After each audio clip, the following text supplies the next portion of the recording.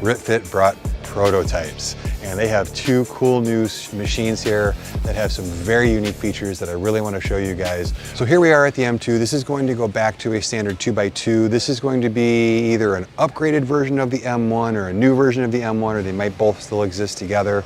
And what they've done here is they've done a few things. Number one, RitFit is really upping their game with attachments. They've got some really nice cable attachments. You've got some anodized aluminum attachments back here with really good knurling. These are not your typical budget level attachments. Super nice. Those are going to be sold separate. This is going to be a rack that's going to allow you to, from what they tell me, for in the $2,500 or less, depending on how you configure it, actually configure what you want. So for example, you can see rotating jammer arms on here that are going to have a ton of different adjustments on them so that you can actually functionally use the jammer arms on here. If you don't want these, you don't add them to the system. But the big thing for me, you've got your weight stack, just like on the Buffalo, they added that with the weight stack with the weight horns. But the big thing for me is this Smith machine, and I don't know if you can see this here. It goes forward and backwards. So this is what they call a 3D Smith machine. And you'll see this on some other manufacturers, but this is the first time I've seen it on this level of product. And this thing moves really, really smoothly. So why would you want that?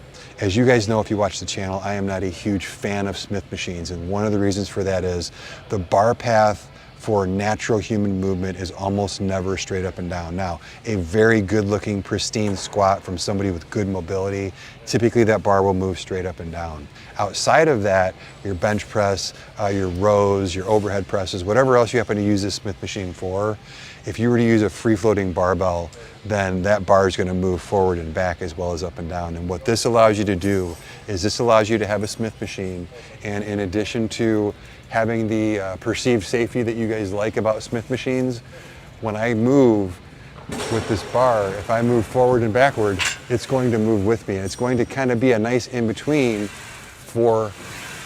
between a Smith machine and a barbell. So if you're used to training with barbells, but you've got people in the house that want a Smith machine, this is going to give you a lot more freedom. Now, for those of you who like the stability of a Smith machine, you are actually going to be able to lock this in the forward position. There are two pop pins at the bottom. So if you want your normal Smith machine where you can actually push against the resistance front to back and not have it move, because it is harder to lift because you're using many more stabilizer muscles when it moves forward and back like that. But you have the option of having it move or having it not move.